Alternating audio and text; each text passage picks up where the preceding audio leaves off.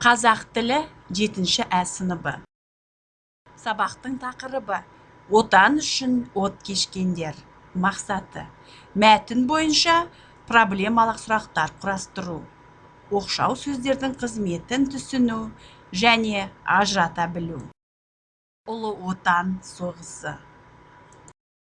Отан соғысы 1941-1945 жылдар арасында Кеңес одағының нацистік Алманияға және оның Европалық одақтастарына, Мажарстанға, Италияға, Румынияға, Финляндияға, Словакияға, Хорватияға қарсы жүргізген соғысы Екінші дүниежүзілік соғыстың ең маңызды және шешуші бөлігі болып табылады.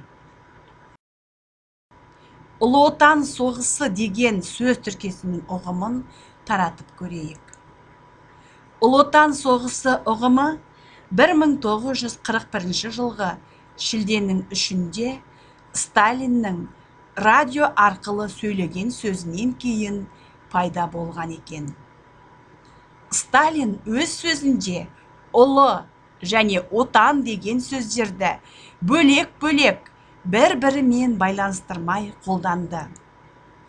Ұлы отан соғысы сөз тіркесі көптеген басқа тілдерде де қолданылады. Орыс тілінде Великая Отечественная война, ағылшын және неміс тілдерінде мынау мәтіннен көріп отырсыздар. Ал кейбір авторлар Екінші дүниежүзілік соғыстың шығыс майданы деген сөз тіркесін қолданады. Бұл Германия қолданған шығыс майдан деген ұғымға жақын келеді. Балалар, осы теориялық мәліметтерді естігеннен кейін бірінші тапсырмаға жауап беріңіздер. Ұлы отан соғысы қай жылдары болды? Ұлы отан соғысы туралы не білесің? Неліктен бұл соғыс Ұлы отан соғысы деп аталады? Сенің атаң, әжең, немесе туыстарың Ұлы отан соғысына қатысқан ба?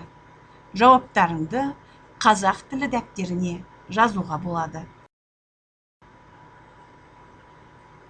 Құрметті оқушылар, оқулықтың 136 бетіндегі мәтінге назар аударамыз.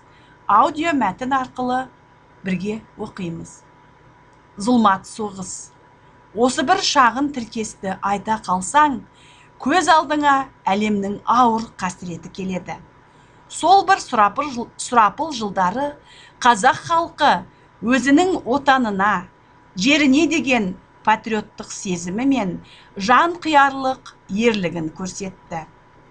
500-ден аса жерлесіміз, оның ішінде 96 қазақ Кеңес одағының батыр атағын алды.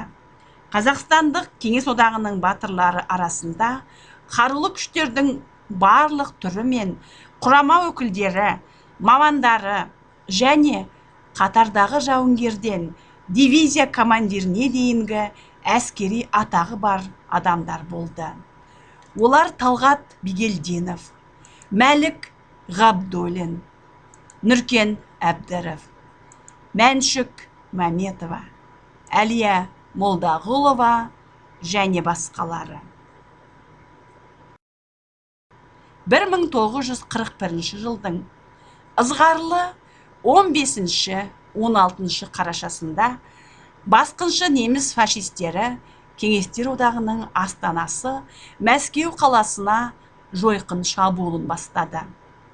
Қазақстанда жасақталған генерал Иван Панфиловтың басқаруындағы 316-шы атқыштар дивизиясының 1075-ші атқыштар полкының жауынгерлері мұздай қаруланған 2 есе көп жауға Дубосеково разъезінің түбінде қарсылық көрсетіп, қайсарлық пен ерен ерліктің үлгісін көрсетті.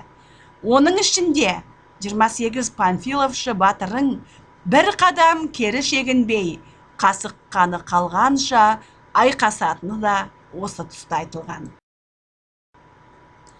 Жауға қарсы шайқастар майданның алдыңғы шебінде ғана емес, алыстағы қазақ ауылдарында да жүріп жатты. Сол жылдары Қазақстан миллиондаған босқынды өз бауырына аналық мейіріммен тарта білді. Қазақстан халқы күн-түн демей астық алқаптары мен зауыттарда еңбек етіп, майданға керекті оқтары мен азық-түлік жеткізуші үлкен арсеналға айналды. Еңбек даласында бел жазбай жұмыс істеген әйелдерсіз, қарттарсыз, буыны бекімесе де иықтарына үлкен ауыртпалық түскен жас өспірімдерсіз жеңіс күнін көзге елестету мүмкін бе? Балалар, енді екінші тапсырманы орындайсыздар. Сіздер соғыс сөзін естігенде көз алдарыңа не елестейді? Жауаптарыңды осы кестеге толтырасыздар. Әдеби тіл нормалары. Сөйлемде басқа сөздермен грамматикалық байланысқа түспейтін, сол себепті сөйлем мүшесі бола алмайтын, тек айтылатын ойға қатысы бар сөздер кездеседі. Олар оқшау сөздер деп аталады. Оқшау сөздер қаратпа сөз, қыстырма сөз және одағай сөздер болып үшке бөлінеді. Оқушылар, сіздер оқшау сөздердің түрлерін, оның қалай айтылатынын, олардың тыныс белгілері туралы бастауыш сыныпта өткен болатынсыздар.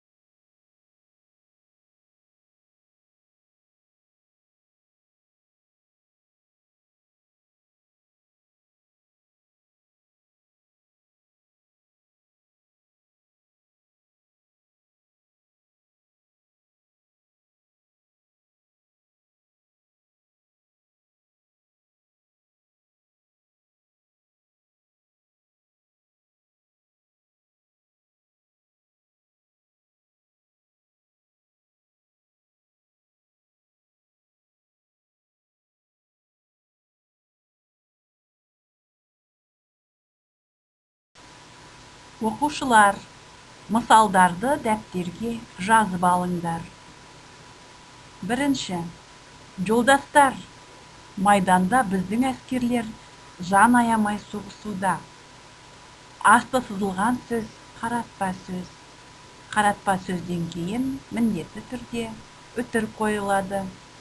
Екінші сөйлем, демек біз бұл майданда жеңіске жетеміз. Бұл сөйлемде асты сызылған сөз қыстырма сөз болып табылады. Қыстырма сөз сөйлемнің басында кездесіп тұр, яғни қыстырма сөзден кейін үтір қойылады. Үшінші сөйлем, алақай, біз жеңдік. Бұл сөйлемде асты сызылған сөз, алақай деген сөз, одағай сөз болып табылады. Үшінші тапсырма. Оқулықтың 137 бетінде берілген мәтін бойынша оқшау сөздерді тауып, түрлеріне қарай ажыратыңдар. Және екі жуан сұрақ, екі жіңішке сұрақ құрастырып, кестені толтырыңдар. Қорытынды 3, 2, 1. Оқушылар, сабақтан алған маңызды 3 ақпаратты, қиындық келтірген 2 мәселені, сабақта ұнаған 1 жағдайды жазыңыздар. Құрметті оқушылар, үй тапсырмасын күнделіктеріңе мұқият жазып алыңдар. Жеңіс тақырыбына байланысты оқшау сөздерді кірістіріп, өз ойларыңды 5-6 сөйлеммен жазыңдар. Оқшау сөздер туралы ережені қайталаңдар.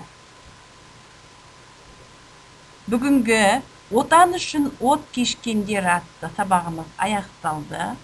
Назар қойып тыңдағандарыңызға рахмет. Келесі кездескенше қош сау болыңдар балалар.